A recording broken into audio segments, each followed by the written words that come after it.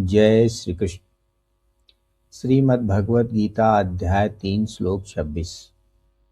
भगवान श्री कृष्ण अर्जुन से कहते हैं, न बुद्धि भेदम जनयेत अज्ञानाम कर्मसंगिनाम जोषयेत सर्वकर्माणि विद्वान युक्तः समाचरन्। अर्थात ज्ञानी पुरुष को चाहिए कि वह कर्मों में आसक्त अज्ञानियों की बुद्धि में भ्रम उत्पन्न न करे, बल्कि स्वयं योग युक्त होकर समस्त कर्मों को भली भांति करता हुआ उनसे भी वैसा ही करवाए। इस एक श्लोक में 4 अत्यंत गहन और जीवनोपयोगी संदेश निहित हैं। पहला, ज्ञानी पुरुष अज्ञानियों की बुद्धि में भ्रम उत्पन्न न करे।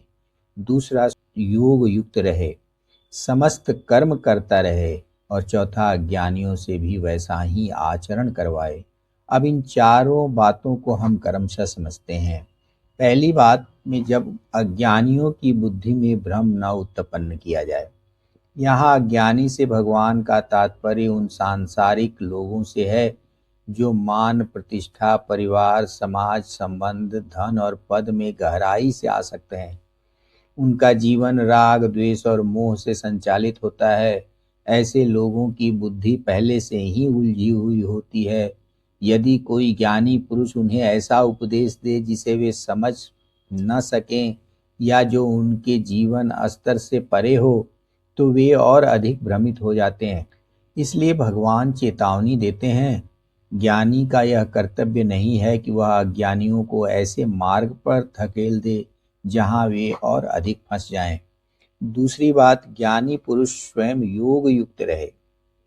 भगवान कहते हैं कि योग युक्त रहने का अर्थ है ईश्वर से, परमात्मा से निरंतर जुड़े रहना। जिसने आत्मा को जान लिया है, परमात्मा को जान गया है, माया के रहस्य को समझ गया है।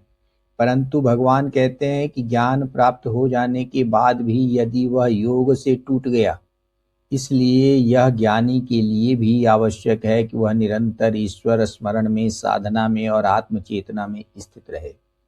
तीसरी बात, भगवान बताते हैं कि ज्ञानी को समस्त कर्म करते रहना चाहिए। ज्ञान का अर्थ यह नहीं कि कर्म का त्याग कर दिया जाए।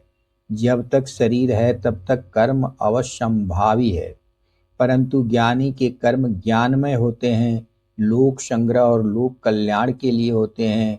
वह केवल अपने व्यक्तिगत सुख या मोक्ष के लिए कर्म नहीं करता, बल्कि समाज के हित के लिए, जन कल्याण के लिए कर्म करता है। जिसने स्वयं कल्याण प्राप्त कर लिया है, वही दूसरों के कल्याण का मार्ग प्रशस्त कर सकता है। चौथी बात, अज्ञानियों से भी वैसा ही आचरण करवाए। यहाँ भगवान स्पष्ट कहते हैं कि ज्ञानी स्वयं आदर्श बने। वह जैसा आचरण करे वैसा ही आचरण अज्ञानियों से भी कराए। उपदेश से अधिक प्रभाव आचरण का होता है। केवल उपदेश देने मात्र से मनुष्यों में सुधार नहीं हो सकता। इसलिए ज्ञानियों को आवश्यक है कि वो अपने आचरण के द्वारा स्वयं कर्म करते हुए संयमित जीवन जीवे, ईश्वर से जुड़ा रहे, तो अज्ञानी स्वभावतः उसका अनुकरण करेंगे। अज्ञानियों की सबसे बड़ी समस्या यह है कि उनकी बुद्धि निश्चयात्मक नहीं होती, वह प्रति क्षण बदलती रहती है। ऐसे लोग किसी भी प्रभावशाली व्यक्ति से शीघ्र प्रभावित हो जाते हैं और अपना मार्ग भटक बैठते हैं। इसीलिए भगवान ने ज्ञानियों को यह उत्तरदायित्व सौंपा है कि वे समाज को सही दिशा दें। चाहे ज्ञानी हो या अज्ञानी, संसार में आया हुआ प्रत्येक मनुष्य ईश्वर प्राप्ति, माया बंधन से मुक्ति और परम कल्याण के लिए ही जन्म लेता है। मनुष्य का जन्म अत्यंत दुर्लभ है। यदि वह जीवन को राग, द्वेष, मोह, ममता, धन, मान और प्रतिष्ठा में उलझा कर रख जाता है, तो वह महान अवसर व्यर्थ ही खो देता है। जिसने इन बंधनों को तोड़कर परम तत्व का दर्शन कर लिया है, उसका यह नैतिक और आध्यात्मिक कर्तव्य बन जाता है कि वह दूसरों को भी मार्ग दिखाए। क्योंकि ज्ञान का मार्ग कठिन है, परंतु ज्ञान के बिना दुख का निवारण संभव नहीं है। अज्ञान ही दुख का मूल कारण है और ज्ञान के उदय होते ही दुख पराजित हो जाता है। परंतु सभी लोग नेतृत्व नहीं कर सकते, कुछ लोग केवल अनुसरण कर सकते हैं। ऐसे लोगों के लिए किसी तत्वज्ञानी का मार्गदर्शन आवश्यक है। इसीलिए भगवान कहते हैं कि ज्ञानी स्वयं योग युक्त होकर कर्म करे और दूसरों से भी वैसा ही कराए।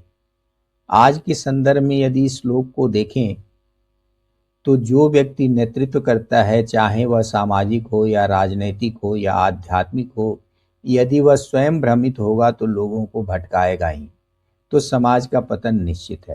नेतृत्व करने वाले व्यक्ति का आचरण शुद्ध होना चाहिए, लक्ष्य स्पष्ट होना चाहिए और उसके कर्म लोक कल्याण के लिए होने चाहिए।